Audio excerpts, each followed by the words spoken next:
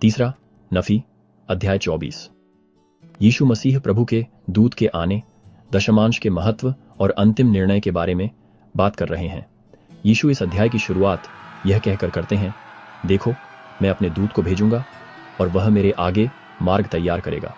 और जिस प्रभु की तुम खोज करते हो वह अचानक अपने मंदिर में आएगा, वाचा का दूत जिससे तुम प्रसन्न होते हो। देखो वह आएगा, सेनाओं का प्रभु कहता है। लेकिन उसके आने के दिन कौन ठहर सकता है? और जब वह प्रकट होगा तो कौन खड़ा रहेगा? क्योंकि वह शोधक की अग्नि और धोबी के साबुन के समान है। जैसे आग चांदी को शुद्ध करती है और साबुन सफाई करता है, वैसे ही प्रभु अपने लोगों को शुद्ध और पवित्र करेंगे। प्रभु लेवी के पुत्रों को शुद्ध करेंगे, उन्हें धर्मी बनाएंगे ताकि उनकी भेंटें उन्हें प्रसन्न करें।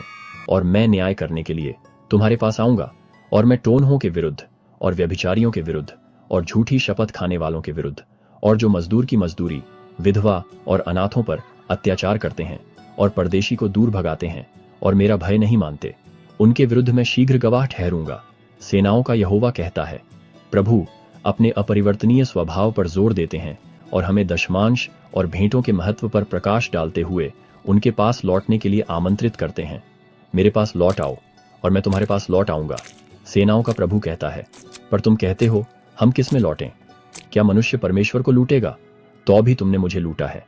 पर तुम कहते हो, हमने तुझे किस में लूटा है? दशमांश और भेंटों में। प्रभु उन लोगों के लिए अपार आशीर्वाद का वादा करते हैं जो अपने दशमांश में विश्वास योग्य हैं। तुम शापित हो क्योंकि तुमने मुझे लूटा है। इस पूरे राष्ट्र को तुम सारे दशमांश भंडार में ले आओ कि मेरे घर में भोजन हो, और इसी में अब मुझे परखो।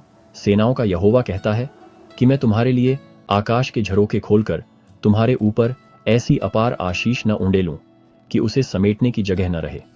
प्रभु हमें आश्वस्त करते हैं और वे मेरे होंगे, सेनाओं का प्रभु कहता है। उस दिन जब मैं अपने रत्नों को इकट्ठा करूंगा और मैं उनको ऐसे बचाकर रखूंगा जैसे कोई अपनी सेवा करने वाले पुत्र को बचाकर रखता है। तब तुम लौटकर धर्मी और दुष्ट के बीच, परमेश्वर की सेवा करने वाले और उसकी सेवा न करने वाले के बीच अंतर करोगे। यह अध्याय विश्वास योग्यता का आह्वान है और प्रभु के अनंत प्रेम और न्याय की याद दिलाता है। आइए हम शुद्ध चांदी की तरह बनने का प्रयास करें, परमेश्वर को अपना सर्वश्रेष्ठ अर्पित करें और उनके असीम आशीर्वाद प्राप्त करें। देखने के लिए धन्यवाद और अगली बार तक।